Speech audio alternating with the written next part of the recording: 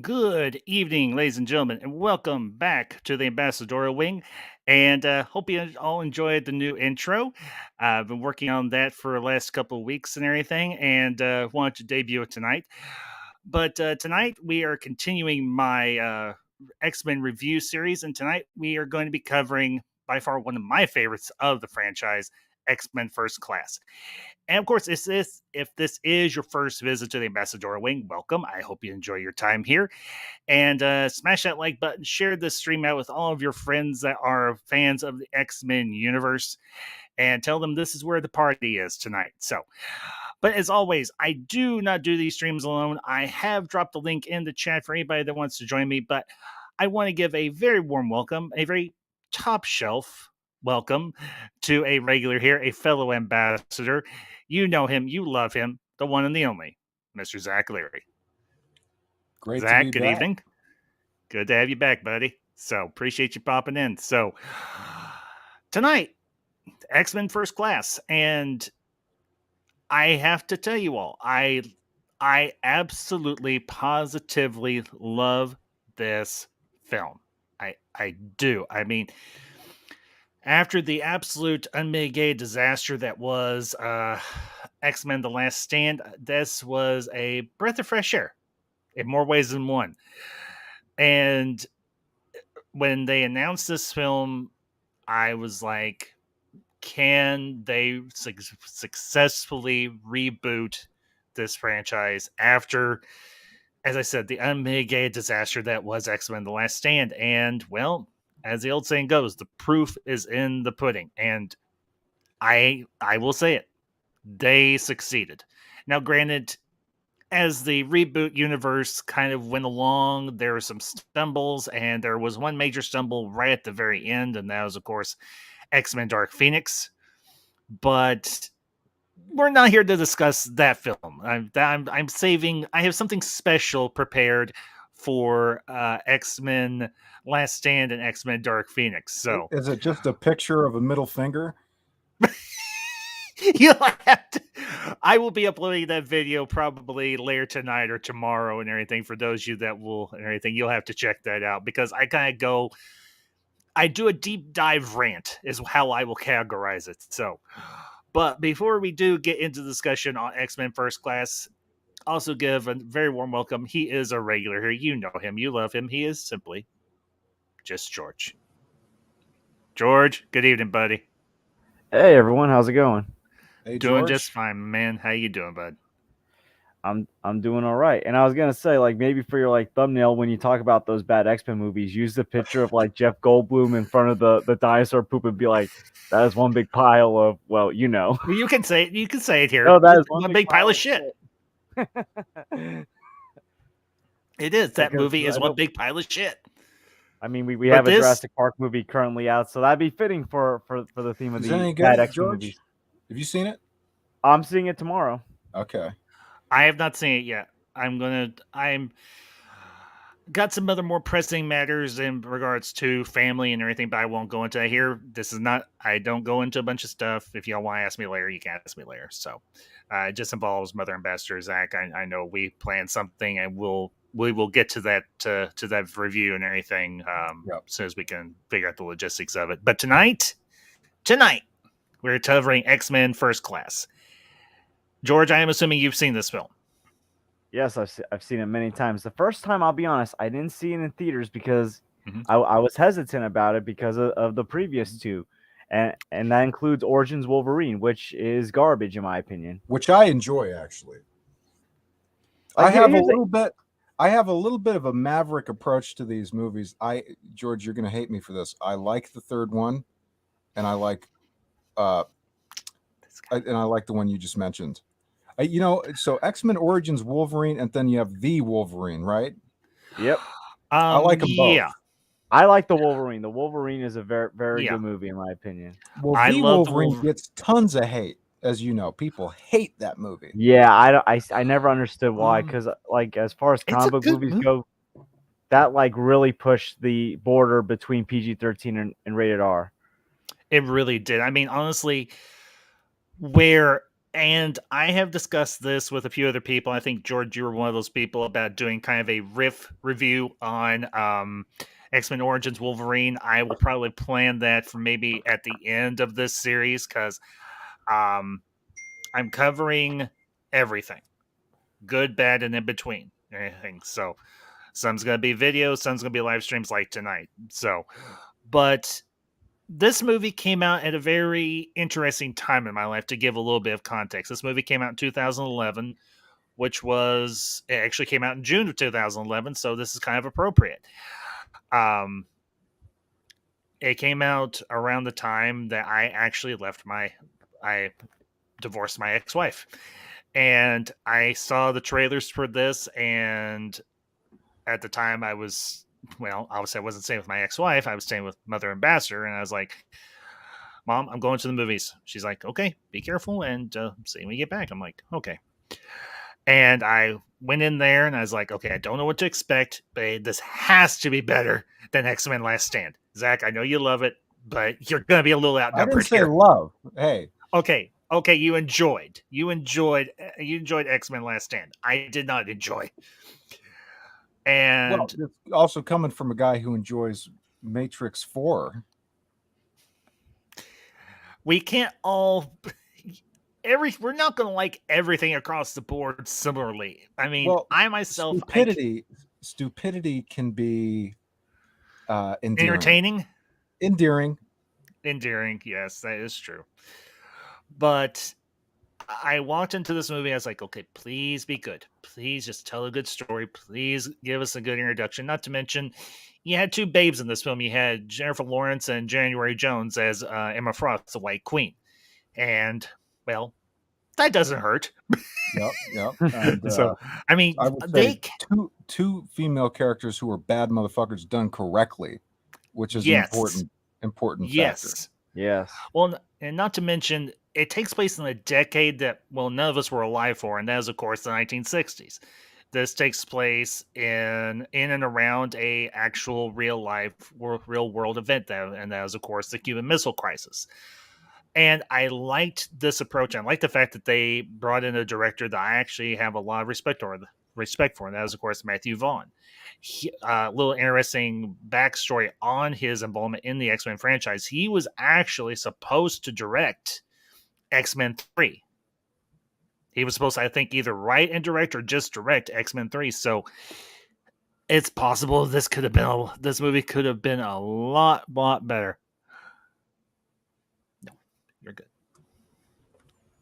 So, but honestly, Matthew Vaughn did it. He cast this movie very well. It's well written. It's well acted. I mean, you've got an absolutely stellar cast. You've got James McAvoy. You've got Michael Fassbender. You've got, as I mentioned, Jennifer Lawrence. You've got Kevin Bacon, Mr. Footloose himself, as Sebastian Shaw, and he's one bad mother effer too, and as his character. You've got a good young cast for the younger characters, for Banshee and for Beast, Hank McCoy. Trying to think. For Havoc, Alex Summers, which there's a little bit of a continuity error there, but it's one that I can forgive.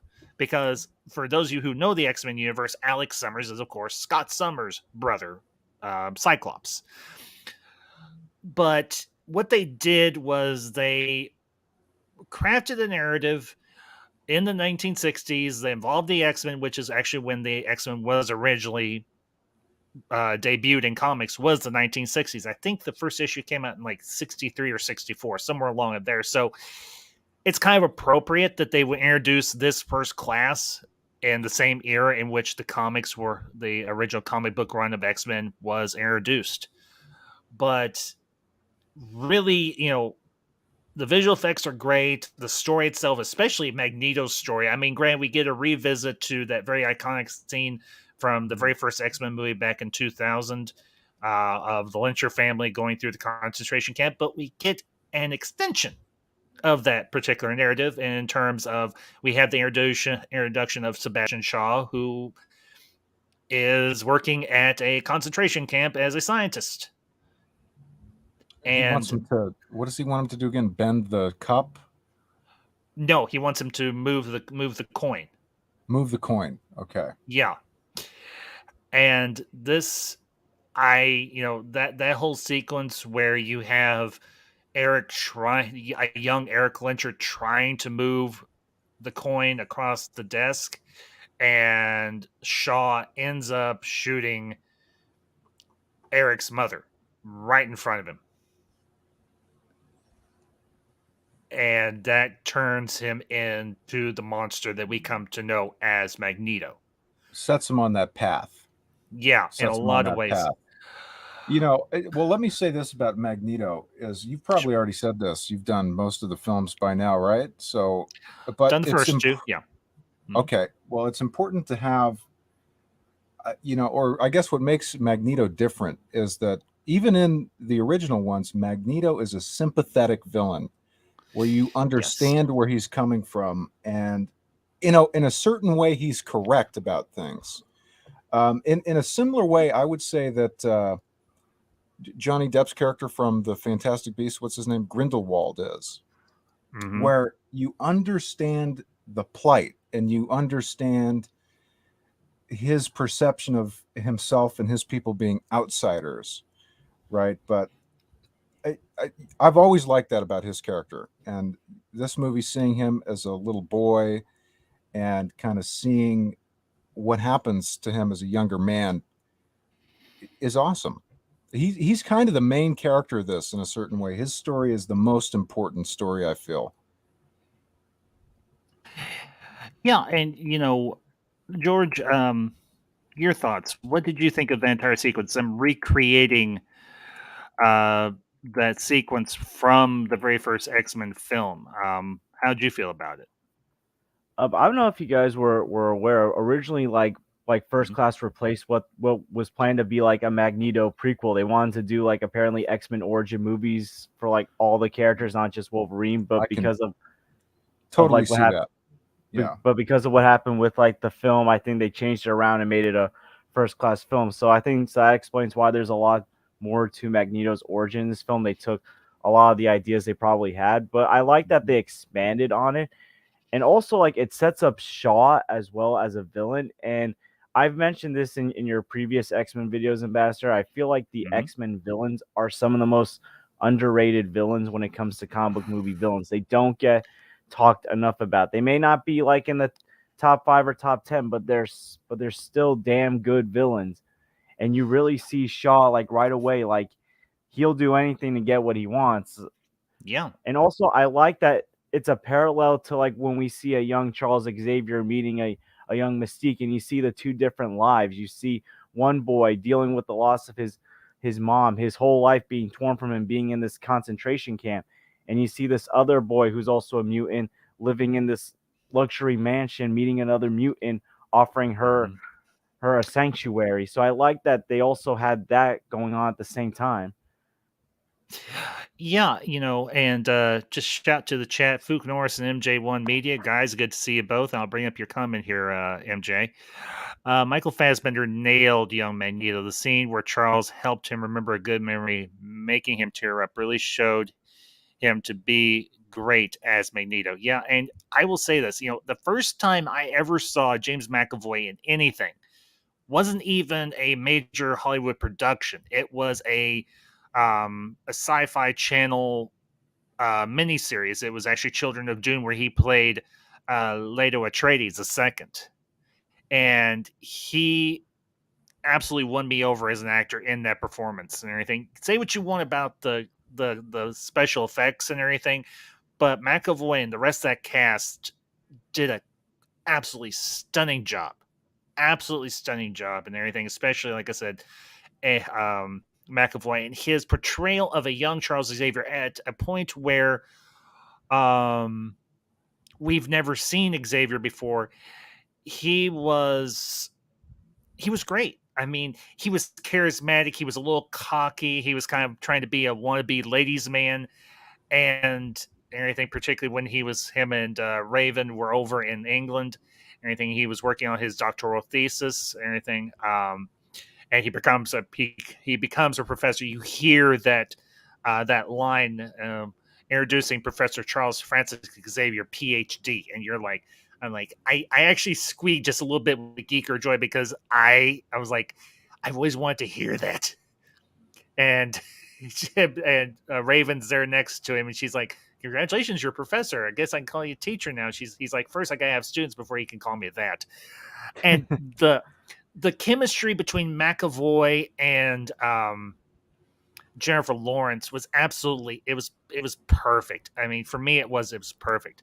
MJ1, yeah, I do remember seeing McAvoy in Wanted. I've never actually watched that movie all the way through, but I've seen clips of it and I actually enjoyed it. Is that the Morgan Freeman movie?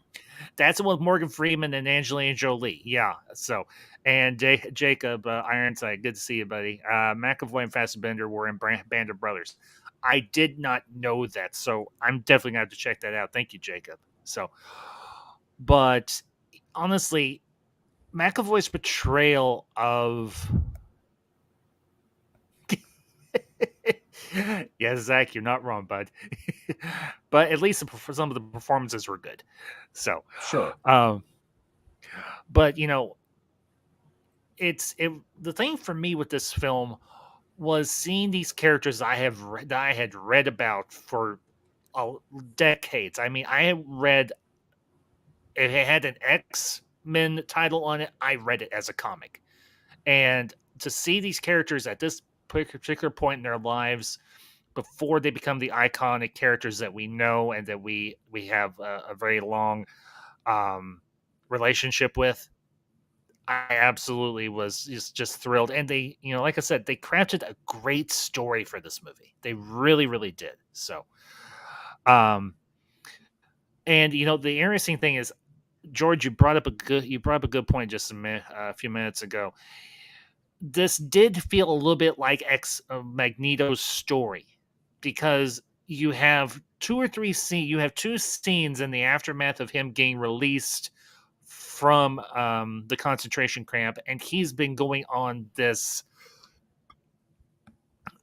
path of this vendetta to find this guy Klaus Schmidt, who he knows as Klaus Schmidt, but who we know as Sebastian Shaw.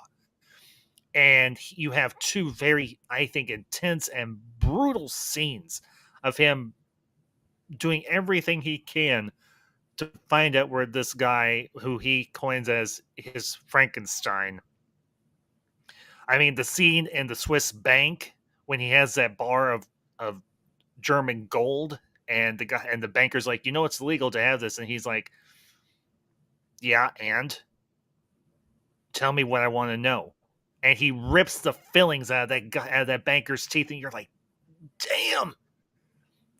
And then, of course, he goes to Argentina and he finds that bar with the two former Nazi officers, and I absolutely love that scene because the tension and the dialogue and the music, just for me, that is just an absolutely beautiful scene. I mean, it's brutal and it's beautiful in its brutality and its authenticity. So I loved that. For me, is one of the best scenes in that movie, not to mention probably one of the best scenes in the entire X-Men franchise. And yeah, I'll say it. So, but Zach, George, your thoughts on that scene? Let's stick with that scene for a few minutes. Everything. Go ahead, George. What was the question again? Sorry. The scene of Magneto traveling to Argentina and encountering the two former German officers. I liked it because like it reminded me of like one of the like a spy thriller, and obviously like this takes place during the Cold War, so you assume like okay, like there's a lot of like spies like around this time, and it's like he's getting into the mix, but he's doing it for his personal reasons to go on his like personal journey. And to me, like I like the idea of like combining some spy thriller with like this mutant story, and just how personal this is to him. Like this is a man that like is out for revenge, out for blood.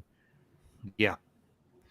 Well, he looks like a Nazi. I mean, not to mince words, Eric does look like a Nazi, but there's some basis in fact, though, in regard to that whole thing and the Nazis going to Argentina. Very well established, very interesting shit. Actually, they did a great documentary called "Hunting Hitler" that I would recommend. Really fucking interesting. It's totally a fact. There's big Nazi colonies that existed, and I believe at least one major one that still exists from the old days down in Argentina. Might be. There might be. I haven't done a whole lot of digging on that, but yeah. But it's established in fact. Like in that show, they go and they dig Nazi artifacts up and find these safe houses.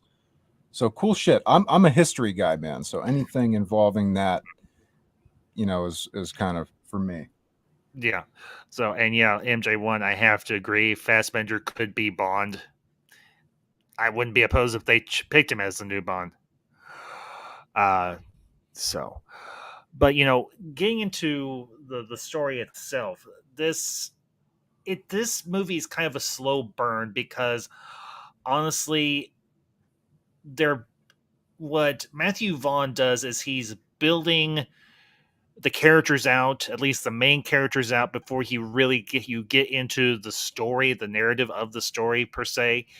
You have these short little scenes, everything that introduces each character, or you have a bigger scene that introduces groups of characters, and it does it well. And you have this little bit of a romantic back and forth and everything, particularly after their first introduction of Hank McCoy and Raven Darkholme, who we would know as Mystique. And the chemistry between the two of them was actually very good as well. And there's this very corny line, but I love it. And it's Hank looking into studying Raven's DNA. and he's like, "You've got the most beautiful cellular structure I've ever seen in my life," and she's like, "Oh, gee, thanks." And she sits down on his lap, just very nonchalantly, kind of does the hair toss over the shoulder, and it it honestly that Jennifer Lawrence, when she started in this franchise, she had a lot of good scenes. I mean, even for those of you that might remember, Rebecca Romaine, who played the original Mystique, has a very short cameo in this film.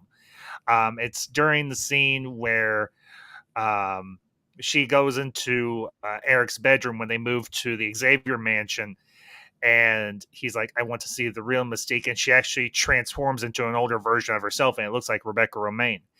And then you have it's been turned into a really funny meme at times when she transforms into her blue self, and he's like, and that that whole the whole dynamic of Raven interacting with Charles and interacting with Hank and then Magneto and so on. It was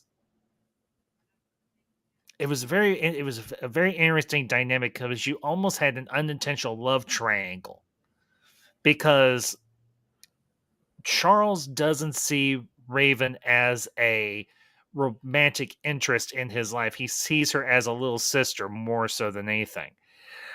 And I have to say one of another favorite scene of mine, or at least a favorite line, when she's standing in the bathroom and everything in their hotel or wherever they're staying over in London after they get back from one of the bars or the pubs that they go to, and Charles coins that very cheesy line, or the woman that he's with coins that very cheesy line, "mutant and proud," and she's just standing there brushing her teeth, and she's like, "Mutant and proud, mutant and proud," and she comes out and she's like, "Mutant and proud, really?" It's just it just for me, it's very corny, but at the same time, at the end of the film, she uses that same line, but she takes ownership of it, and she says it to Beast. And this is after his transformation into the classic Beast that we all come to know and love, the blue-haired Hank McCoy and everything, that particular version of his character. So, but as I said, there's a very interesting subplot, and it deals, like I said, with a real event in world history, and that's, of course, the Cuban Missile Crisis. Granted, they kind of accelerate it for the purposes of this film, but I think what they did in terms of including that particular bit of real world history in this film balances very nicely, actually. So, and I'm actually going to be doing a review and everything in a few months of the movie 13 Days, which actually chronicles the entire. I mean, it dramatizes it to a point, but it actually chronicles the events of the Cuban Missile Crisis. So, and honestly, one of my favorite movies. So, but I have never yeah, seen that one. really, I would honestly recommend it, Zach. Truly, and everything. It's got a pretty decent cast. You've got Bruce Greenwood. You've got Kevin Costner in Okay. one of his better roles. Mhm. I would say. Um, you've got I think it's Robert. Plays Bobby Kennedy. The character's name I think is Robert Culp. I've Um, heard of him. Sure. yeah, it is a very solid movie. I enjoy it quite a bit. So, and yeah, Jacob Ironside. You bring up a good point. Love the Wolverine cameo. Yeah, Oh yeah. when they're going to collect the mutants, and we'll cover this when me and Mam Ambassador cover Days of Future Past, which will be the next one in the pipeline and everything, because that movie has a special meaning for both of us. That was the first film we ever went to see when we started dating back in the day. So, but you got I love that entire montage where the Charles is hooked up to what I call the proto cerebro or anything that helps him locate mutants, and I do love that line when Hank is like, "Are you sure you won't shave your head?" and Charles is like, "No, I'm not shaving my head." And then, of course, at the end of the movie, he ends up bald. But you have an introduction of it's an adaptation of a character that we know, and that's, of course, Angel, played by Zoe Kravitz. And she ends up turning heel and everything midway through the film. But I have to say it and everything. This, I think, for one of her first outings as an actress, she did a pretty damn good job. And the whole montage of them of Charles and Eric going collecting all these mutants from around the world, and then of course they come to that bar. I guess where they're in New York or whatever, and they're like, "Hey, we introduce her." They introduce themselves, and Logan's like, "Go You f can yourself." you want? Yeah, okay. You beat me to it. I love that line. I I do too, because this is at a point in Wolverine's life where he doesn't want anything to do with anybody. He just wants to be left alone. So Go fuck yourself. Best cameo ever. one of the best, yes. I mean, of the He's got the cigar. yeah, and he's at the bar and he's drinking his whiskey. Doesn't he have a cigar? Isn't he smoking a cigar? Yeah, he does. He has a cigar. So, let's see. MJ1. Of all the things the X-Men films did wrong, saying them as period pieces was not one of them. Yes, I agree. I love the fact that they set each one of the reboot films in a different decade. Of course, as I have said previously, and Zach, you and me have a kind of a similar take on this in this regard. I love X-Men Apocalypse because one, it deals with one of my favorite X-Men villains, and also it takes place in one of my favorite decades, the 1980s. A little bit miscast for him. I mean, Oscar Isaac, I'm not sure. But I did want to bring this up. I mean, one of the few franchises to do a successful reboot. I find a particular correlation between this and Star Trek as two of the only ones to really do it successfully. Yeah, honestly, as I said in the description, X-Men was due for a reboot after the absolutely two colossal blunders of X-Men Origins Wolverine, which, like I said, we may do that at the end of this review series as a riff, and X-Men 3 Last Stand. Fox made the right call and saying, okay, we need to reboot this thing. And they were absolutely right. I mean, I can't. Okay, that's fine, but I know you gotta get going. So, but honestly, yeah, Zach, your point is not without a lot of merit and everything. Them rebooting the franchise and the direction that it took. Granted, the last film was an absolute disaster. But it started out with a bang. I mean, particularly the first two entries in the reboot series were absolutely stunning, and that's Same with why we're Star here Trek. talking about. Same with Star Trek for the most part. Yeah, kind of a similar. They kind of mirror each other. You had what was the last Star Trek film? Was it Generations before that? no, Beyond. No. I mean before the reboot. Oh, yeah, Generations, and then it went into the Next Generation films, which was First Contact, Nemesis, and all that. Yeah, those three. Yeah, which were pretty much hated. I didn't hate them. I actually really enjoyed First Contact. I enjoyed Nemesis. Insurrection, it was okay. I didn't hate it, but I didn't like it as much as I did the other two. So, but I do. But I do want to say I would not be shocked if you had like the same producers who did both this new Star Trek and the new X-Men. I'd have to do some digging. I'm not. I would not be sure. shocked. Maybe I'm a fortune teller. I wouldn't be shocked. Anyways, thanks for having me, man. Good to see you. Zach, you too. You have a good night, buddy. We'll talk to you later. So, and then there was me and George. So, no, and I don't say that jokingly. George, your thoughts on First Class? What were the highs for you? Was there any missteps per se? How'd you feel about the film? Well, one of the things I enjoy, and it's also like one of the things I enjoy about certain other comic book movies, is it's like a historical film piece. Like it takes place like at a certain point in history, the Cuban Missile Crisis. Mhm. And again, like this came out the same year as Captain America: The First Avenger, a film that I like a lot because it takes place during World War II. And Mhm. I'm also a big fan of the first Wonder Woman, which took place during World War One. So for me, I've Yes. always been a fan of like the historical comic book movies, and that was like one of the things that really pulled me in for First Class, especially at that Mm. point in time because I was leaving 8th grade at when I first saw First Class, and that was, like, when I was really getting into history because I had this really cool social studies teacher that made it a lot more fun, made it a lot more exciting, so, like, this was, like, a film meant for me at the time it came out. Well, and like I mentioned, this movie came out at an interesting point in my life as well, and everything. I just left my now well, many years removed ex-wife at this point in my life, and I needed to pick me up film, and this was exactly what I needed. I mean, for me, it was kind of like I was rebooting my life, and Fox 20th Century Fox, when it was still its own independent studio at the time, was rebooting a franchise that I was like, okay, please do this right. Please, please, please do this right. Don't screw this up as badly as you did with the last couple of films. And they nailed it. They did. They absolutely nailed it. And for the X Men fan base across the board, they were like, "This is exactly what we wanted," even though we didn't know we necessarily wanted it.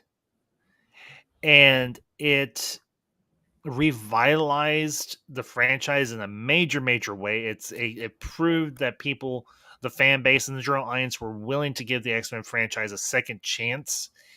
And for the most part, they did not waste that chance. You know, Days of Future Past, which I have to say, and we'll go into greater depth of this in about a week or so, um, is I think one of the best adaptations of an X-Men storyline that I have ever seen.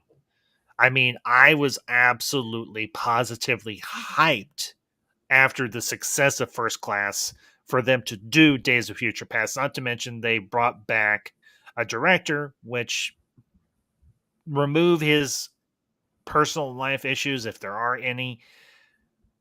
Bryan Singer brought him back to the franchise that he helped launch and successfully launched to do a story that X-Men fans across the board absolutely love. But Matthew Vaughn was given the chance to tell the story that I think he possibly wanted to tell. Even, I mean, I don't know. We don't know what he could have done with X-Men 3, but it could have been, I think it would probably have been a million times better than what Brett Ratner and Simon Kimber did with X-Men 3. I mean, Matthew Vaughn is a good director. I can't remember all of his filmography of what he's done in his career, but at least for this film, he nailed it. He absolutely positively nailed it on so many levels. It was it was a breath of fresh air in a lot of ways. And it showed that they weren't that 20th Century Fox was willing to take a risk and say, okay, we've screwed up. What can we do to make this right? Okay, let's reboot this series and let's bring in the director that was supposed to do the last film and give him a chance to tell the story that he wanted to tell initially, at least in part. Yeah, and also this came out a year after another film that Matthew Vaughn did that he was known for. I think it was Kick-Ass. I think he That's directed right. Kick-Ass. He did do Kick Ass, didn't he? You know what? Hang on just a minute. I am going to look up uh, Matthew Vaughn's IMDb because I actually want to know what he did in his career besides this one. Matthew. Like now, I didn't see Kick-Ass until like after First Class, but I know like he did Kick-Ass like the year before. And I know he did Yeah. at least the first Kingsman, Yeah. a few years after First Class. Yeah. Okay. I've got his IMDb coming up here in just a second. So hang on. Okay. Come on, baby. There we go. Okay. Yeah. Let's see. Where? Oh. Oh. Wow. Okay. I've got his filmography up here. Let's see. Let's go over to director because he's doing that too. Okay. Let's see. 10 director's credits. That's not bad. Okay, he's doing one called Argyle, which I've heard quite a bit about. He did the King's Man in 2021. He did Nike Awaken the Phantom, which was a short. Kingsman: The Golden Circle, Kingsman: Secret Service, X-Men: First Class, Kick-Ass. Oh shit! He did Stardust. I love that movie. That's a I movie do. my sister has on DVD that is at my house that I still have to watch. When I have some time off, I gotta watch it. I love that movie. I mean, it has an absolutely kick-ass, no pun intended, cast. Damn. This guy's, I mean, I've not seen any of the Kingsman movies, but maybe I need to now. And he did I've only Layer seen the Cake. first one. I've heard the Kingsman movies are actually pretty good. I have heard that they are. So let's see. It was also released in a time for me anyway. Online discussion didn't feel like it dominated things, and the experience were a bit better. 2012 with X-Men changed that pretty much. Yeah, Steven, you're not wrong, bud. So, let's bring up your comment here, MJ. I give credit to Brian Singer. He collaborated with James Cameron to make Days of Future Past, which is fitting since the original comic was conceived at the same time as Terminator, 1983. Yep, MJ, you know your stuff, bud. Yeah, Oh, I absolutely. had no idea about that with James Cameron. I didn't either, honestly, but looking back at the history, and we'll go into a bit of the history lesson of um Days of Future Past and everything, talk a bit about the comic before and everything, as well as the movie. I actually did one of my very first videos I ever did for this channel was discussing Days of Future Past and everything. It was right when I started my channel and everything, and I called the series Turkey and Time Travel because I did during November. So let's see. Hang on here just a minute. Terminator was released in '84, but it would have been released in '83 if Arnie wasn't filming Conan the Destroyer. Oh, MJ, you are just a font of good ideas for videos. I love the Conan movies. Okay, let's see here. Yeah, Singer contacted Cameron to discuss discuss time travel methods. Gotcha. So, but getting into this film a little bit more, the interesting one of the other interesting dynamics is you have such a broad swath of characters from different eras of the X-Men comic book franchise. I mean, you've obviously got Beast, you've got Xavier, who were two of the very first characters. Of course, you've got Magneto, but they populate this film with characters from various different decades of the X-Men comic book universe. I mean, you've got the introduction of Havoc, which I think was introduced in the 70s, anything in terms of real world chronology. 70s or 80s, somewhere along in there. You've got Banshee. You've got Emma Frost, who is a member of the Hellfire Club. I will say it: this particular adaptation of the Hellfire Club was not a bad one. You had Sebastian Shaw, you had Emma Frost, but you had two characters that did not exist as of yet in the Hellfire Club or at all, and that was, of course, Azazel and Riptide, who a little bit of a history lesson in terms of Riptide's character. He was actually introduced as a member of the Marauders, which was a group that Mister Sinister ran. So, and that he used in the Morlock massacre, which was another big storyline and everything in the X-Men universe. It was actually it was a very big moment and everything in terms of the development of the character of Warren Worthington, who we know was not at the time as Angel, but will later become Archangel after his adaptation at the hands of Apocalypse. But that's a story for another time. Yeah. So, One but of the things I do like is that they those characters they mentioned, like, they're not household name X-Men. Like, even if you never read an X-Men comic, people are aware of who Nightcrawler is, Cyclops, Storm, Mm-hmm. Wolverine, but like Havoc, Banshee, like these are not household whole name X-Men. Like if you're just like a casual X-Men fan that probably collects the toys, like watches some of the many shows throughout the years or played some of the video games, yeah, you're gonna know who like Nightcrawler and Storm are, but you're not gonna know some of these other guys. So I like that they took a risk on lesser known characters at a time when it was not even popular to take risks on lesser known characters. Well, and what they did was they made you care about these characters and everything, and they gave them. It's hard to do a film with multiple characters, and it takes a real talent as a director and as a writer to carry off a film that has multiple characters but still keep the focus on the main characters. And of course, they established the main characters as, of course, Raven and Charles and Eric. So, but you had all these other characters, and I do want to mention, I didn't mean to leave her out.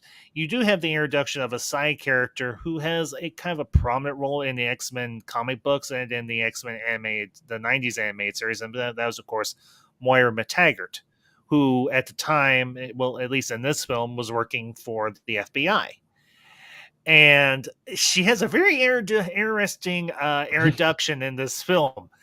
Her and another agent are um, staking out a suspected base for the Hellfire Club, and they bring in a bunch of girls and everything who are, well, let's be candid, they're scantily clad, and this was kind of prevalent in the 1960s and everything, and in, well, especially in Las Vegas, where this particular scene takes place. I mean, you see how January Jones or Emma Frost is dressed, which is very iconic to her character and everything. She does dress very provocatively in the comics, or she is dressed very provocatively in the comics.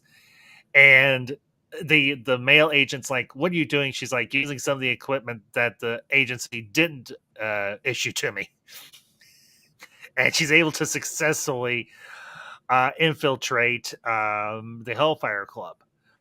And I have to admit, it was kind of sad to see her drop out of the series after this film, because I don't think, if I remember correctly, we don't see Moira McTaggart again, at least until maybe Apocalypse, if that. I don't think she ever shows up in Days of Future Past, if I remember correctly. No, she didn't. So, but I can't remember the name of the actress who played Moira McTaggart, but granted, she Rose didn't have. Rose Byrne. That's the actress's name.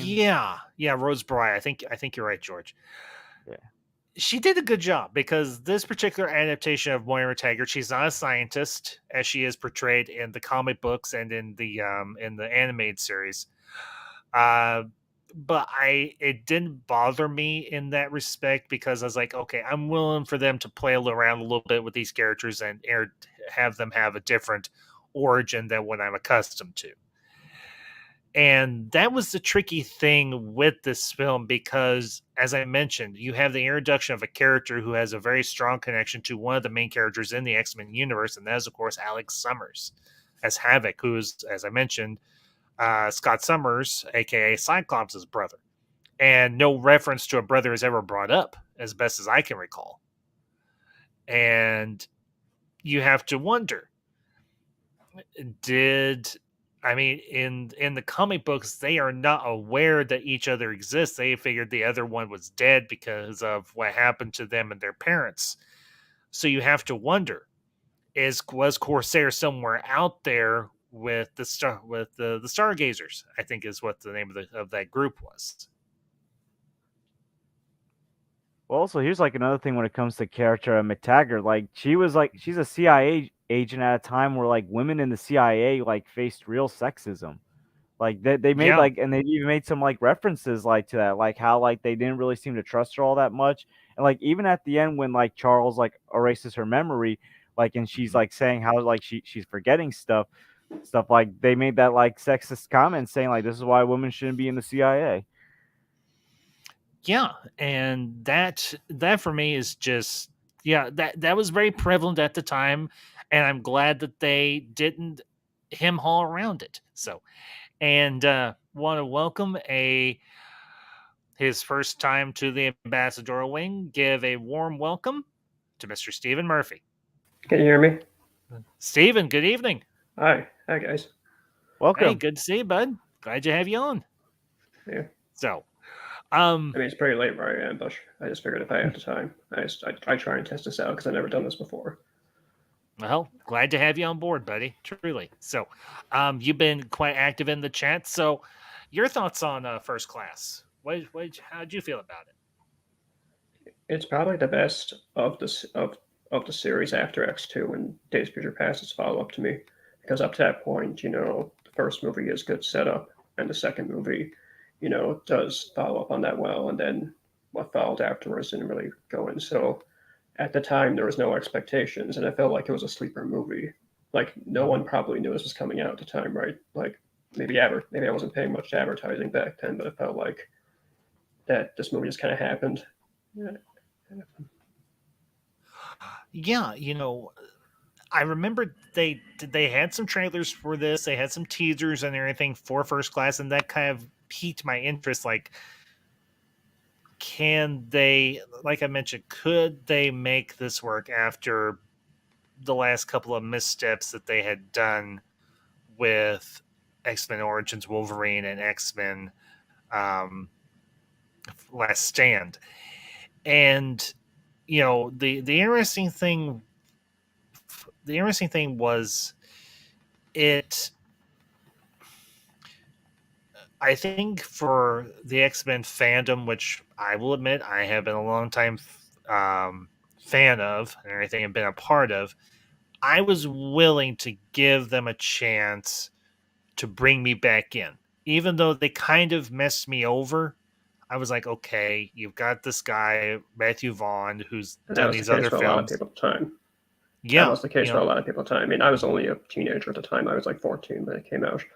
mhm. And I had seen the other two movies on the first two films on VHS and kind of maybe DVD and stuff like that. I saw the third one in theaters.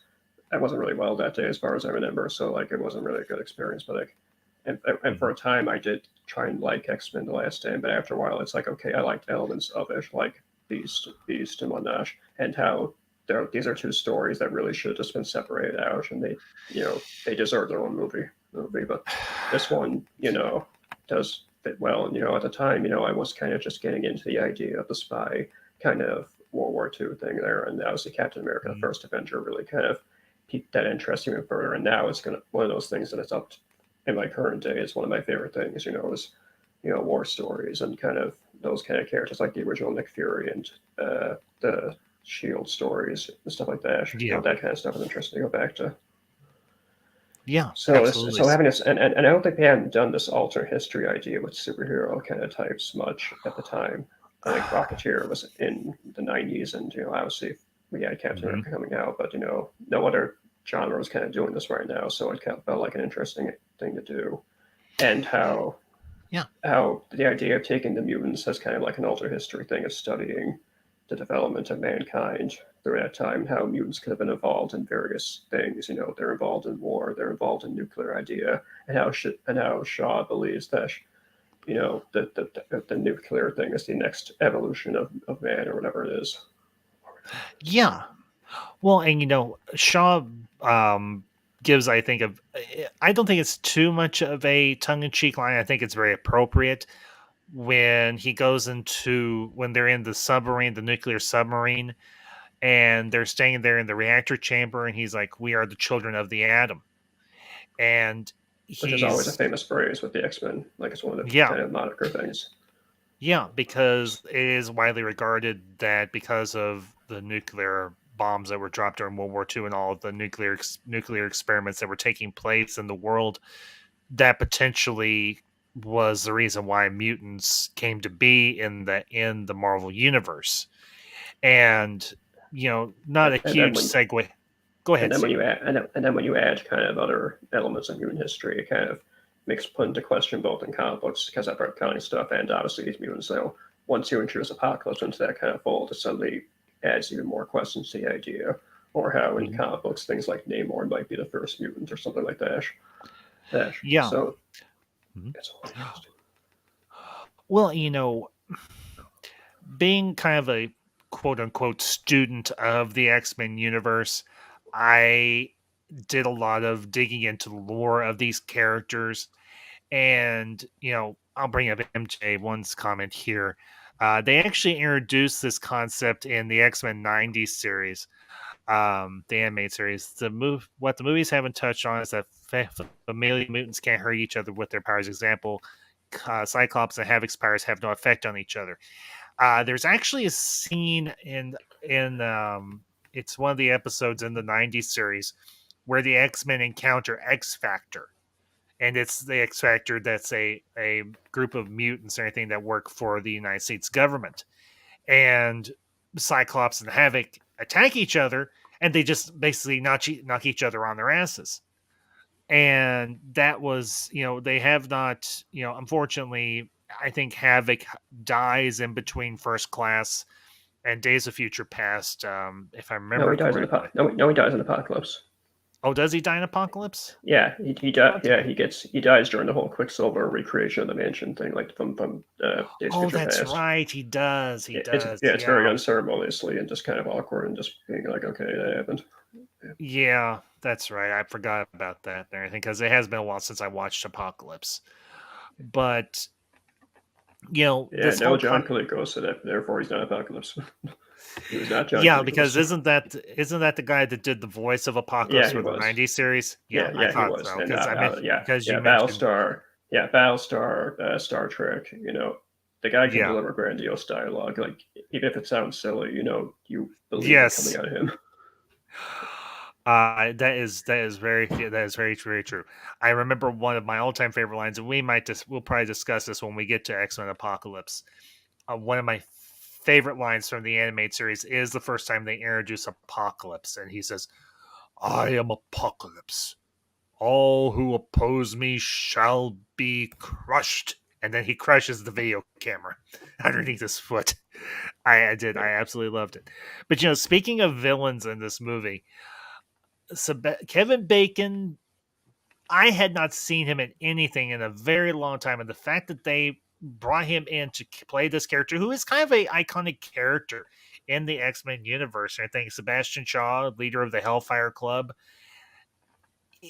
Bacon delivered. I think in a lot of ways Yeah, he brought and a lot also of he had to do a good job of making himself feel a predecessor to Magneto, but also kind of different because Magneto even says, "I agree with you, but you still kill my Mhm. mother, and I have to Oh, get rid of you now." that That absolutely that very iconic tense, scene. whole thing. That very tense, like going a coin through your brain. That's kind of pushing it to PG-13. Like these movies have some intense moments, Yeah, surprisingly. it really does. I mean, you have the death of Eric's mother at the beginning of the movie. I mean, they're pushing it in terms of the violence in this film, but Yeah. honestly, Like I think again, that coin through the brain is not only painful, but the fact that again Xavier's feeling the pain throughout the moment. yeah, exactly through that entire sequence. Yeah. Um, I hope George, I'm let coming me across ask well. you. I don't know. I hope I'm coming across well, by the way, because I'm not used to this kind of thing. So I hope I don't sound too No, awkward or anything. no, Steven, you're fine, bud. You're fine. George, Okay. let me ask you, in terms of the violence in this film, how did you feel about it? Was it too much, or do you think it was appropriate? I think it was appropriate, especially when they're like attacking the base, and it's like you got to establish how dangerous the Hellfire fire is, and when they're like killing all these like CIA guys, like dropping them and and like doing all this other Oliver stuff. Platt It's like dies because he gets dropped from a fucking by Zazel. Oliver yeah, and Platt just like gets Yeah, dropped to his death. I feel like you got to like establish that like Shaw and his group they mean business and like yeah. And what's how the and interesting now thing is Magneto is like just this ruthless comes against all out those like at a time Nazis. Steven, hang on one second, bud. Sorry, where you sorry. saw a It's shift okay. in comic book movies. Like this came out in 2011, so you kind of saw Mhm. comic book movies going in this different direction. And I think First Class was one of the first to do it. I know people will say, "Well, what about the MCU movies?" It was actually, I feel like, First Class that you kind of start seeing that shift in like them doing stuff differently with comic book movies. That's true. Steven, you were saying, go Yeah, ahead. no, I was just saying, how again Magneto is just ruthless against all those Nazis when he's coming in and just tearing up shop against them when going to the camp, and how there is kind of a line to be drawn how Xavier views him, where he is very trusting of how he really wants to redeem him, but again Magneto is committed to this level of violence in order to get his goal done. Also, Yeah. Well, and for those of you who know, and just real quick shout to the chat, Marcus Cruz. Marcus, it's good to see you. Unfortunately, Marcus, I have not had a chance to see Top Gun yet, Top Gun Maverick, but I'm great, going to try and. great, I've heard nothing but good things about it, so I'm going to it try really and. is. Yeah, it's one of the best legacy That's sequels you can ever do. Can attest to. Like, that's if you need an example of how to do a legacy sequel, this is it. That's Star Wars. And I'm sorry to beat that dead horse again. And no. Steven, you're fine. I will say one of my favorite legacy sequels has to be, and I covered this back last year, was of course Ghostbusters Afterlife. and that one too. Absolutely Ghostbusters love that and movie. Top Gun. Love that Top movie to Gun, death. Ghostbusters. Yeah, Ghostbusters, Top Gun. Those are the standard at this point.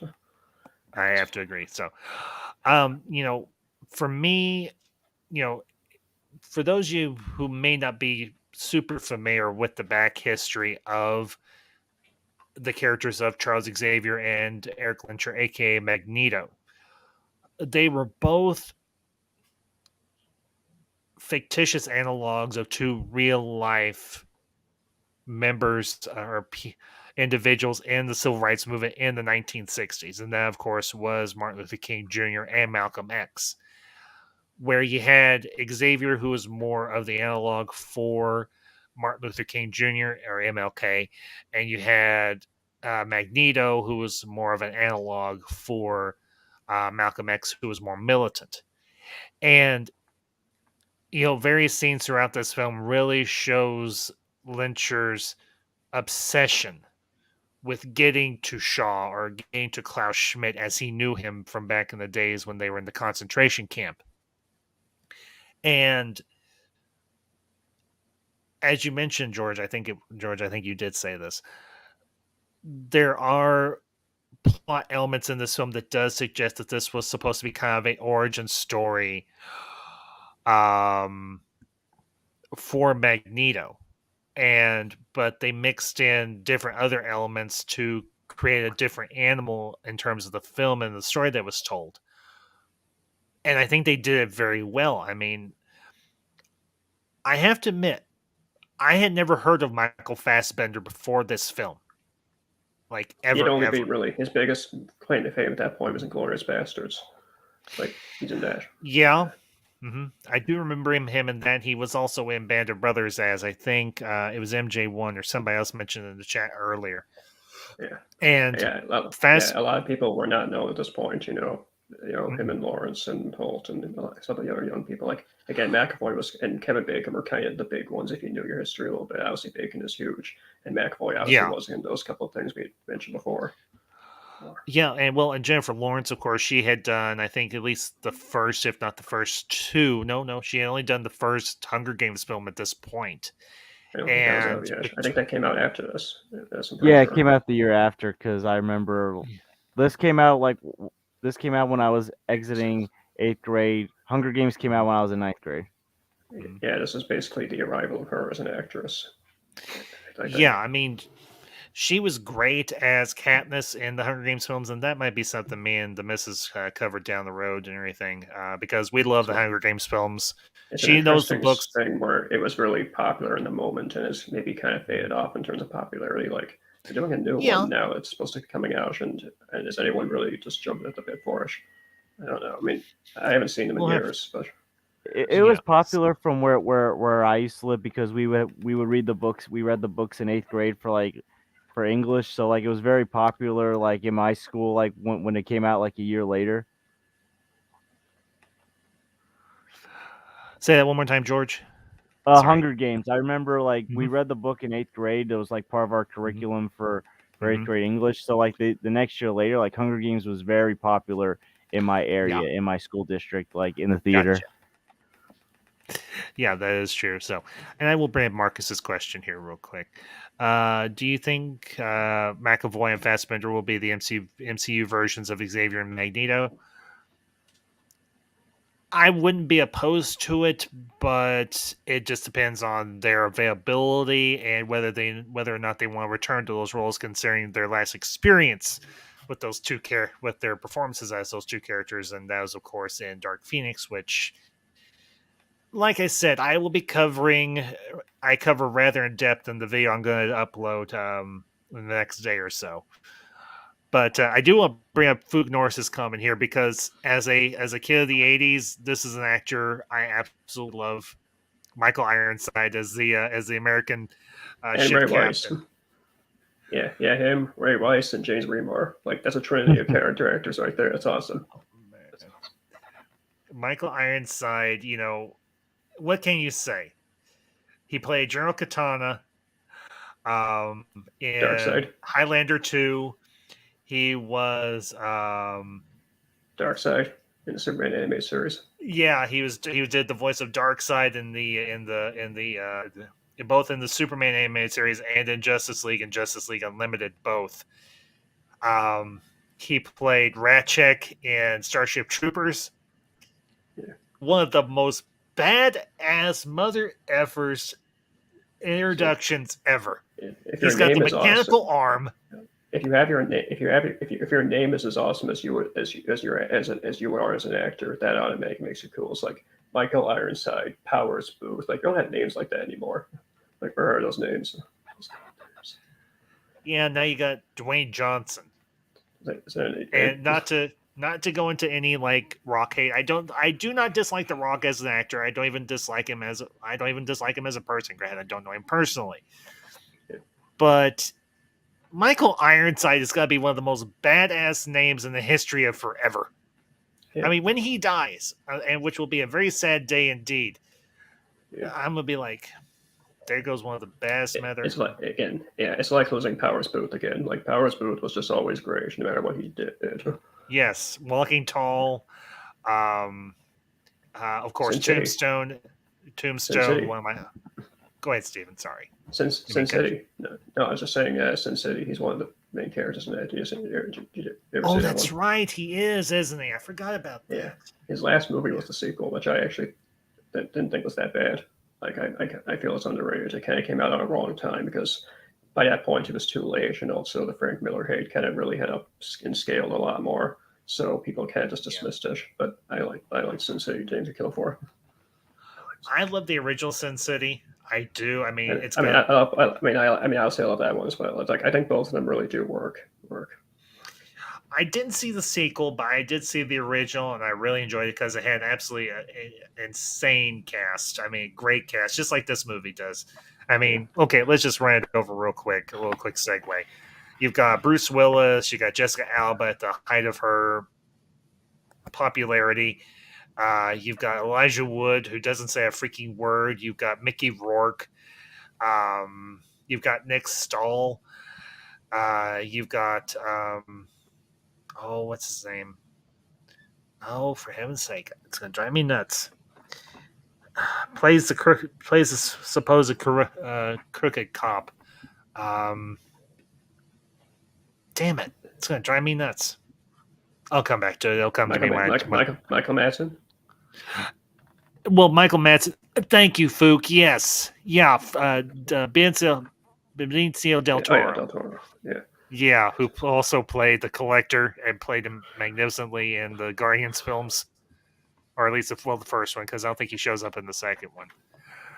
But you have to admit one thing about Matthew Vaughn: he knows how to cast a film. Yeah, he really does. Like I said, obviously he's got his big young actors, and it's that good mix of veteran character actors and young actors, and then they complementing each other. You have a big famous lead as your villain with Kevin Bacon, and you have these young and up and comers as your heroes. I mean, Fassbender's not a young man, obviously, but he wasn't a known older man at the time, so him being here kind of fits. And again, like I said, Ray Weiss and James Remar and Michael Ironside and Jason Fleming, character actors who have been around forever, just populate Oliver Platt, just populating this film with these minor roles and doing what they need to do, and then they get out again. Yeah. So, and well, a little bit of a deviation, but MJ1 brings up an interesting point. You know who was hinted in Guardians 2 but wasn't in Infinity War Endgame? Adam Warlock. Yeah, but they do reference him in. Well, they didn't reference him actually. I think I correct myself, but they have cast him. They have cast an actor to portray Adam Warlock, and I wasn't opposed to the casting.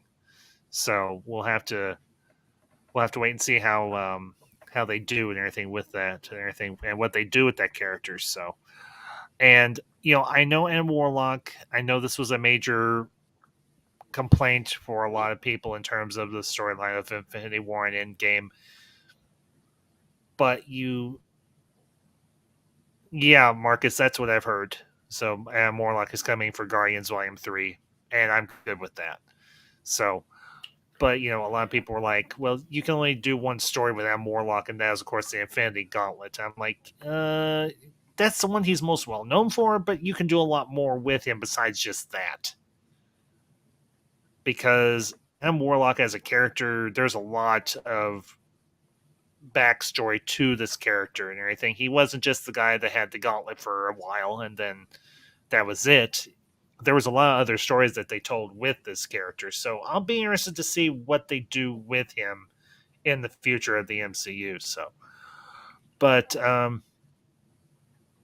it's the conclusion to this film is rather interesting because we have that very iconic scene where Magneto takes the helmet off of Shaw. Xavier is able to freeze Shaw, and of course, I'm going to move the coin, and he drives it through Shaw's skull, and it's absolutely brutal. But then, of course, again, you have pushes the envelopes of PG-13, but not in a really big way. Like I think this is kind of the balance you need with PG-13, where that rating used to kind of mean something. It's kind of been lost over the various years. We just kind of slapped it on with a couple of things. Where like, yeah, obviously these movies are have a little bit of violence and everything, but it never felt like old school PG-13 or even where like it was meant to be. Like this was created because Spielberg said that Gremlins and Temple of Doom are too violent for PG, so we have to create this in between here between R and PG that works. Yeah, and I kind of have to agree because I went and saw Gremlins. I saw I didn't see Temple of Doom in theaters, but I've watched it a lot when I was a kid in particular, and I turned out okay, relatively speaking. But it's interesting because you finally have Magneto take up the mantle as a leader and saying, we have our weapons, the humans have theirs, it's time for you all to decide whose side you're on. And Raven decides to go on to Magneto's side, and of course you have that very heart-wrenching scene where we see how Xavier gets crippled. And I have to admit, it was a gut punch. And it was I think it was very, very well done. So, George, especially when you think that it feels like they have to rush all the events into one kind of big movie, or at least he's got to be crippled, or he'll grow bald eventually. I mean, they don't have that in this movie yet, but if it shows the strength of the movie that nobody's kind of rolling their eyes like, oh, this is where he got crippled. Oh, that's the moment where we have to do the origin of this name thing. Like in a way, a lot of people do with prequels, where it's just like, here's how so and so came in. And it's just like, and we have to try and create the kind of cute moment where it's like, oh, we get the origin. Yeah. George, let me ask you and everything. How did you feel about them using this as the event where Xavier gets crippled? Like to me, like it would make sense, like a big mission like that, and basically, it's also like what you consider to be the true fraction of like Charles and Eric's relationship, because Charles basically did not blame McTaggart for what happened to him. He blamed Eric, and basically, you see like that fracture. Yeah. Steven, your thoughts? Yeah, like I was saying that, that we have to put this in at the very end, and it doesn't, and people would assume that it was rushed and be like, oh, okay, here's the origin of stuff, but it never feels contrived in a way that most prequel things would do, or people would be, the first thing people would complain about is like, oh, here's how we get that fish, and it shows the strength of the movie that even though a lot of the elements in this movie feel like they take place over a course of a couple of weeks or so, Mm-hmm. you're never commenting on how why this takes such a short amount of time, and yet you're wondering why it should take longer. But this is a movie that's very that this is a movie that I remember I think was hastily put together, and yet it never feels like it was hastily put together. Like they had a movie where it was like they had a title and they had a thing, and then that was basically it. Just go, like you're making a movie because we had to do another one, and somehow Vaughn puts that together well and makes us not think this was a rush job. Yeah, because I have to say this movie was very well paced, and I just watched it about a week or so ago, and it had been a while since I had watched it and everything. The pacing for it felt just on the border of breakneck, but at the same time, everybody got to have their moments. And, and you want to talk about a very brutal scene. That was, of course, the Hellfire Club's assault on the. I think I can't remember. Is it the CIA or is it the FBI that they're working? That is the I think it's it's CIA. Yeah, is it that's the what Oliver CIA? Platt Okay.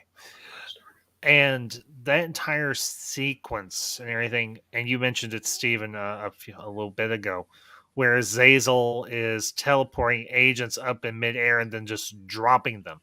And you Poor do Oliver have Platt. Poor Oliver Platt. Platt, who is an actor I absolutely love. One of my favorite performances of his was, of course, Lake Placid as Hector Sear. I love him in that movie. Absolutely, positively love him in that movie. And he's done some other stuff in his career that I actually enjoy. Say that again, Stephen? Flatliners. Flatliners? Yeah. Three Musketeers. Oh, that's right. The Disney version of Three Musketeers. Yeah, I forgot about that, honestly. For me, the best Three Musketeers movie ever done was, of course, The Man in the Iron Mask. I love that movie. That one, for me, is a guilty pleasure. So, just kind of like with MJ1, his comment here. I enjoyed Temple of Doom as a kid. I always made my Meemaw watch just because I knew she'd get grossed out by it, and I took sadistic joy in that. The funny thing is, MJ, that's where your Meemaw and mine and everything would differ because, well, both my mother and my grandmother, they enjoyed stuff like that. So, but Oliver Platt, and granted, he has a very small part in this film, but that's right. Yeah, Fook Norris, Bicentennial Man. Yeah, he was in that too. Yeah. He played the one scientist. Yeah, he was good in that too. So, but the one scene we haven't really discussed is, of course, when they go to Russia because they get the tip that Shaw could potentially be there, and you have Eric bust into that Russian military compound, and they corner. I was mentioning that earlier, where he's just going to town on all the Nazis and just. Well, they weren't Nazis; they were Russians. Russian. Sorry. Yeah, Russian. Sorry. Yeah. But the point is, he's wrecking shop against the Russians, and it's just like, again, he's willing to get through anybody to get gets in his way, and he ain't stopping. Yeah, especially considering he's on the good guy team. So like there's sort of aims. So like he's kind of a liability, which is why Magneto is always in these movies when they team up with him. The only time I hated the fact that they brought Magneto back in, and I talk about this in my video about Dark Phoenix, is he felt shoehorned in. He did. Now I did not have a problem with him being in Apocalypse. I thought his part in Apocalypse was actually pretty good, but for Dark Phoenix, I watched that movie a couple of weeks ago and everything. I don't own a copy. I refuse to have bad movies in our house. even though we have the sequel trilogy on 4K. The missus has them. I don't. I do it for completion. I have it for completion's sake. I do Yeah, too. We're the same I way. always get the Yeah, it was like get that. the films We tend to for do that a lot, completion's me and my sake. brother and I. And I saw it in the theater. Like, I'm probably one of only 5 people who did. Yeah, because Dark Phoenix actually absolutely bombed. It Yeah. bombed so badly. I mean, But again, completionists, I tend to do this a lot. I also saw Morbius in the theater. So there you go. I still, I never got a chance to go see Morbius. I mean, I know it got re-released and then it's kind of gone away again. MJ, go ahead, You know, George. Matt Smith's having fun, but that's about it. Yeah, I just like told people last weekend, like, go see Top Gun Maverick. Don't go see Morbius again. Yeah, going Top Gun. Yeah. Let's see. I only have Force Awakens, and that's only because it was a gift. Mm. But 7 years ago. 7 years ago feels like it's hard to believe that 7 years has passed since that movie came out. Yeah, it does. And 8 years since Days of Future Past, which is obviously your next one. Yeah, that'll be the next one we do, and that'll be the one me and Mam Ambassador do. I might send the link out to a few other people and everything if anybody wants to join us. But that, like I said, that one's kind of special for me and her because that was that was the first movie we ever went to see together when we started dating. And these two films, First Class and Days of Future Past, they both have personal meaning for me because they came out at various very important, interesting points in my life. Everything. One was at the end of one chapter, and the other one at the beginning of another. And that's the great thing about the power of cinema. And is depending on when a film releases, whether it's good or it's bad, it kind of tinges how we react to these films. And maybe it is because I needed something that would lift my spirits.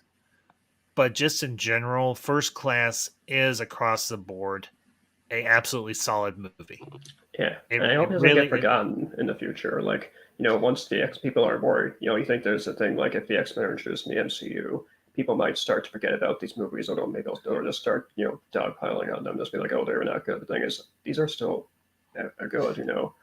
They the ones that were good will always stand out, and I'll go back to these no matter what. Watch. Yeah. Even if they make an MCU movie X-Men that's good, that's totally in the vibe of the '90s cartoon, like that brief bit that Xavier was in Multiverse of Madness. That's neat and all, but I'm not going to forget about these. These are still worth it in. Yeah, I mean, these. Go ahead, George.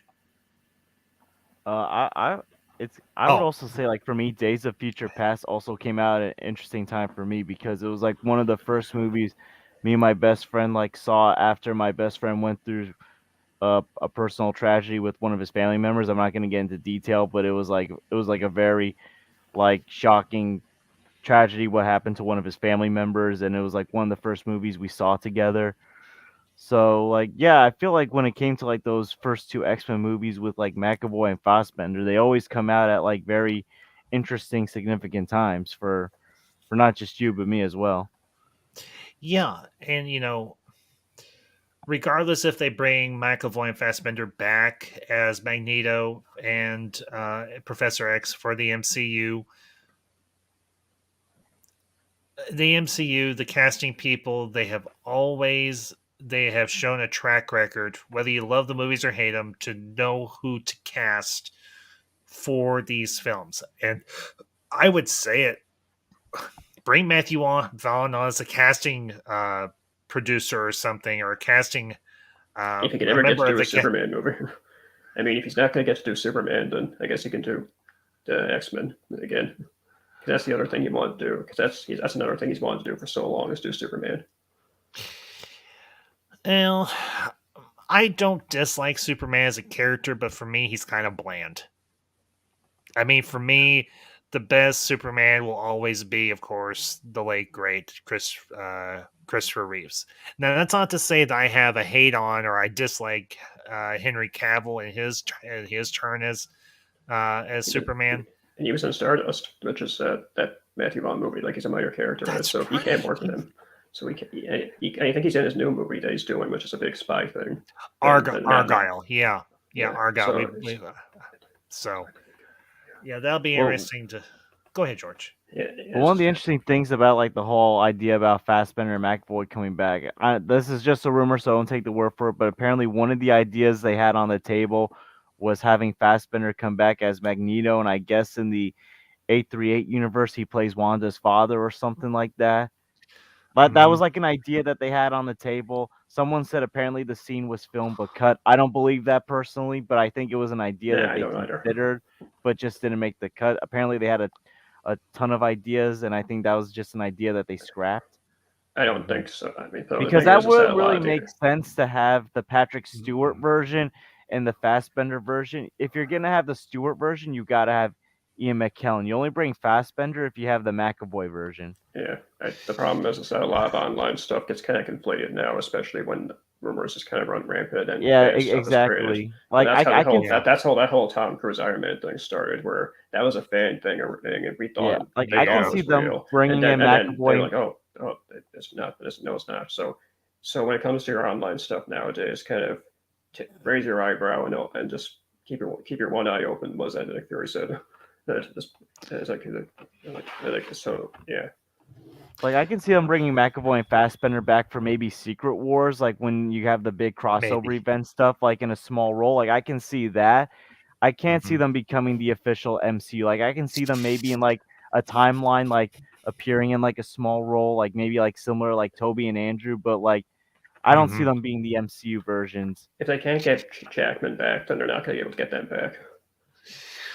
Although Jackman he did an interview or something. He said one of his biggest regrets was never playing Wolverine in the Deadpool films, which I am strongly considering doing reviews for both of those movies and everything. I did see the first one. I just never got around to watching Deadpool 2, but I do have on Blu-ray and I am going to watch at some point. So it's just a matter of, It's as not with as good as everything. the first one, but it's still very entertaining. I like That's the what I've second heard. Deadpool.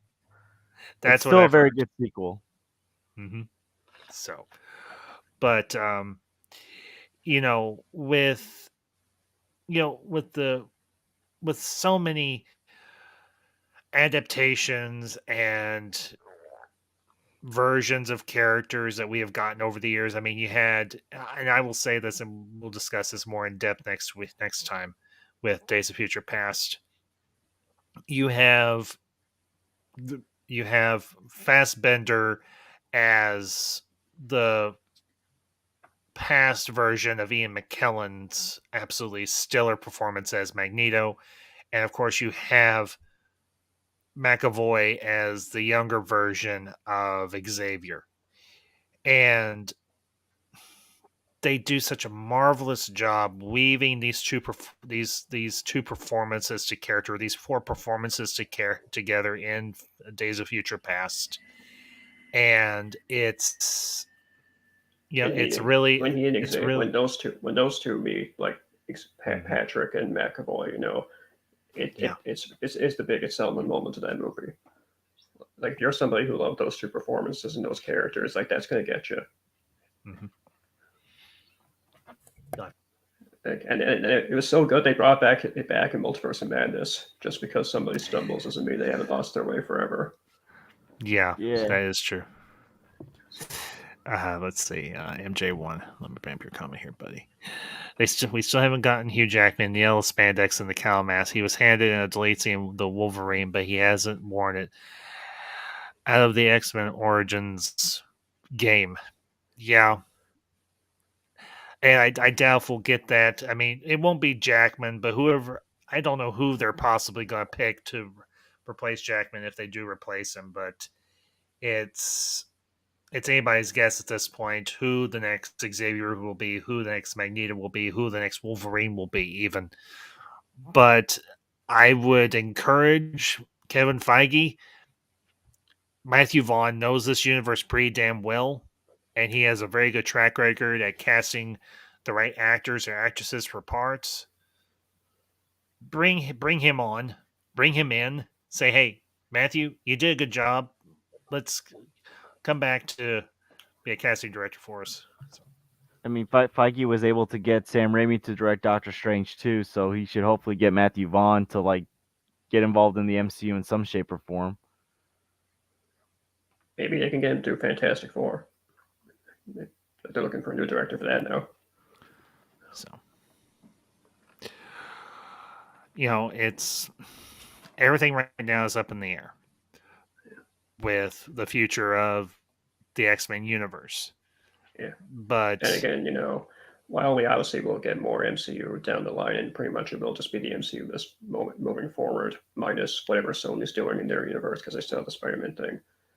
I do, again, think that people shouldn't forget these films because they are an interesting time capsule of history and Marvel period, but regardless of whether or not every movie was good from that time period, from Howard the Duck up to current day. Like if you watched every Marvel movie, not just an MCU thing, but you include, the Fox X-Men, the Fox Fantastic Four, the old Spider-Man movies, the 2003 Hulk, all that stuff. The Punisher movies. You'd have an interesting experiment. For me, the best Punisher movie will always be the one with Thomas Jane. I love that movie. Love it to death. Yeah, that's a good character thing, and Warzone's good for the violence. Warzone was okay, but the performance of the Punisher kind of fell flat for me. It's odd that Ray Stevenson feels like he'd fit really well, but he doesn't get anything to do. Yeah, essentially. So I mean, Down the Quest is fun, and Wayne Knight being in there is always good. But and again, the over the top moments are fun, but you just can't forget about it. Yeah, very true. So, well, and I would say the same thing about the MCU Phase 1 because I think a lot of people are going to kind of forget about Phase 1 as we kind of move forward. With everything being bigger and grander, and we demand more cameos, we demand this and that. I kind of like the simplistic storytelling of Phase 1, with Iron Man, the Incredible Hulk with Ed Norton, which I know a lot of people aren't going to like, or they don't, but I just kind of forgot about because it's not related to anything later on because it's not Mark Ruffalo. But I think the Ed Norton Hulk's underrated. Obviously, I love Captain America: The First Avenger, and I do think that the first Thor is probably the best of this series that they kind of had to offer. If you're someone who didn't like Ragnarok, or if you're someone who thought Thor 2 was just a mediocre kind of ending, one and out there sequel. And again, the First Avengers, is a good entertaining movie, a good cap off to that kind of era. Really, Iron Man 2 is the only kind of done of the movies, but it's still watchable. It's not the worst one. I have seen, and I can say this with all honesty, I have seen every single MCU film theatrically, and we own every single one on video. I have too. Me too. And that's because I have been a lifelong Marvel fan. Granted, primarily X-Men and Fantastic Four, but when they started doing these live action adaptations and everything, with the first X-Men, with Blade and all that stuff. And we've talked about all these films in the past and everything, and all the streams are up and everything, all the discussions are up and everything on the channel, so you can go back and revisit those whenever you want to. But for me, X-Men will always hold a special place because that was my corner of the Marvel universe that I absolutely loved inhabiting, because there was so much going on and everything. You had time travel stories, you had drama between the different characters, you had big grandiose storylines like the Dark Phoenix Saga, like the Phoenix Saga, like Fatal Attractions. And again, an animated series is the perfect, encapsulation of that entire period up to that point. Like, if you don't want to read the comics, or if you feel like getting into comics is daunting, like, oh, I don't want to get into, it gives you the broad strokes and the characters, but also doesn't cut any of it out either. Yeah. And, being somebody who grew up in a world where we dreamed about them doing live action X-Men movies, and then seeing them do it in a way that was mature but entertaining, and brought a sense of realism, but also did not remove the more fantastical elements of the universe. The reboot universe started off with a bang and everything with First Class, and it's kind of sad that it went out with a whimper. Yeah. I mean, Be- even if the merger didn't happen, it still would have probably gone that way yeah, because it was getting to that and point. that just that's the thing that's killer for me. Yeah, The this is reboot how this is franchise. how this is the longest running superhero franchise of over 20 years, and almost 20 years practically when it ended, and Well, now yeah, it's going to get beaten out eventually. But the fact that it went along that run despite all the hiccups it made, they yeah, kept doing it. I mean, granted, it was mostly because they wanted to keep on to it and not give it away. Granted, they signed not to give up, but so they kept greenlighting things regardless of whether or not it was either good or again it did well. And again, this one was a rights thing, but again, it got the right people on it and it managed to make it good without making it feel like a cash grab in the way something like Wolverine Origins was, where Jackman wanted to do the Japan story, but they were like, okay, but you need to do the origin thing first. And you're like, why? We saw it in X2, it was good. Like, no, just do it. And it's not going to look anything like X2. And we're going to have Deadpool. He's popular right now, but he's not going to be anything like him. yeah. And George, let me ask you, how do you? I mean, going forward, what are your hopes for the MCU iteration or adaptation of the X-Men universe, their incorporation into it and everything? What are your hopes? What do you want them? What do you want to see them do with the X-Men characters in the main MCU timeline now? Now that that possibility is most definitely on the table, that we are on the cusp of them bringing mutants into the MCU. I mean, I would like to see. Well, one interesting thing is I think they should wait to introduce Wolverine, not introduce him in the first film right away. I think that would be something they can do, and I love Wolverine, but he wasn't a member of the original X-Men lineup, so like don't include him right away. But also, I feel like they need to figure out how we're gonna do this because with the multiverse, like you can maybe like incorporate them in a different timeline, and then when like incursions happen, maybe they're thrown into the main timeline. Or if not, you gotta find a way to like write them in the current timeline and explain, okay, so where were you when so and so happened? Where were you guys during the snap, the blip, all this other stuff? If you guys have been around for so long, because you also got that history of like Magneto and the Holocaust that and all this other history and lore. So you got to figure out how you're going to introduce them. Do they put them in a separate timeline, and when Secret Wars or something happens, they're thrown into the MCU? Or do you already have them in the MCU, but they've just been in hiding for so many years? That's a distinct possibility. I Because mean, that's what I feel like they got to do before we even get to our X Men film. Explain where they came from, and like if they've been in the main timeline for so long, why haven't they been around when this and that happened? I did that with Eternals. Like Eternals. yeah, Yeah, and they did a because pretty good job with that whole situation with the Eternals. I mean, I personally I love that film. I've discussed that film and everything back in November of last year and everything, and they did a good job explaining why weren't the Eternals involved in all these major events. And I was like, okay, this makes sense. Now there have been rumors floating around that the events of Infinity War and Endgame are going to be the impetus for bringing mutants into the MCU because of all of the cosmic radiation and everything. Because they've mentioned that in kind of throwaway lines. There have been massive amounts of cosmic radiation exposed that have not been exposed. That have been these. I'm trying to figure out how to phrase this. With the snap and the blip, massive amounts of cosmic radiation have been released around the world. And that cosmic radiation could be the precursor for the creation of mutants in the MCU.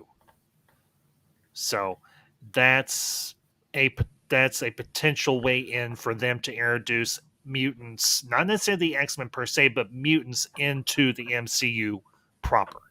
So, and Riot Kitty, yes. I mean, maybe make a proper adaptation of the Phoenix Saga, like that stuff needs a trilogy. Yeah, and it honestly needs more than a trilogy. And I talk about this in the video that I recorded. The Phoenix Saga takes place over a long stretch of time. It just doesn't go, oh, Jean Grey's now the Phoenix, and then poof, she's just instantaneously evil. It doesn't work that way. You can't just skip an entire sequence and go straight to the Phoenix or Jean Grey being evil. You've got to build this out. You've got to build the relationships. And, I'll Yeah, say it. This movie does a good job of establishing relationships between all these characters. in a And short amount of time. yeah, And again, they managed to get it done in a short amount of time. I mean, the only kind of problem is the fact that they are all shackled when it comes to Days Future Past. Like only a few of them can hang on, and then they're all gone by the beginning of the next movie. So, but that's kind of the par for the course, I guess, because you'd have such a big cast going on with that yeah, movie, you can't mish them all together. And even the people that are in that movie that are in the future and have a very small role, like Bishop or Blake or whoever, they get enough to do. They get their moments enough that you can remember them, and also they have cool exactly. moments, and then they focus on the characters that are really important. Yeah, exactly. Well, and that was one of Matthew Vaughn's biggest tricks. How was he going to balance this movie with so many characters involved and not let the story get muddled? And he succeeded. Especially since a I'm lot of the criticism of the first couple of movies was that not many people get anything to do. It's just the Wolverine show and to some degree the Rogue show, and I guess Xavier and Magneto, Cyclops and Storm and all whatnot are just kind of there. And here yeah, they managed to balance it out really well. yeah, they did. I mean, I love the first two X-Men films. I do They're too. well Yeah. anything. I Again, mean, I like I think said, everybody here. they were my childhood. They were my childhood. Them and Spider-Man and all this other stuff were coming out. When I was growing up, and the animated Yeah, series. And that's how I got into that, with Spider-Man being my favorite at the time, most well known. The video game Marvel Ultimate Alliance was a mhm. lot of fun. Oh That man, was that's a great game. yeah. That's an absolutely great game. So, well, guys,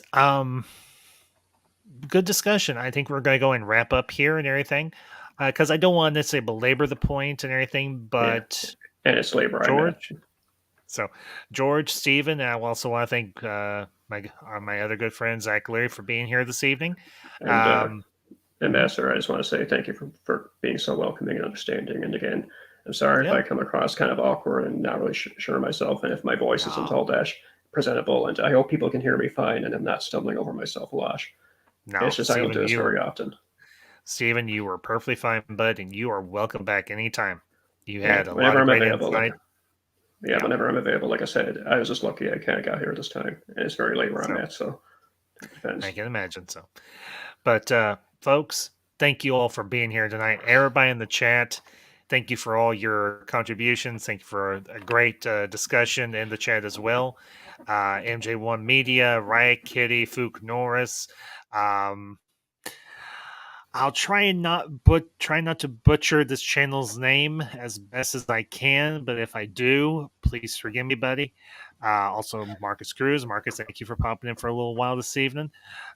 Just gotta get back up to it here.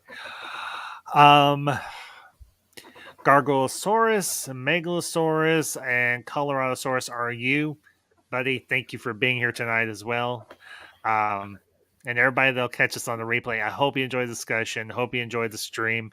As always, leave your comments down below with anything me and the panel brought up or might have missed. I do want to let y'all know I will be back tomorrow afternoon or anything. Um, Potentially, provide nothing comes up, anything with part 4 of my Obi-Wan Kenobi review series. So be sure to tune in for that. And got some other stuff in the pipeline and everything coming up over the next few weeks and months and everything as well. But you all have a great night. Have a great weekend. Stay safe out there. Stay ambassadorial above all else. And until next time, let me get this up here. That's what she said. These are the ambassadors. Signing off.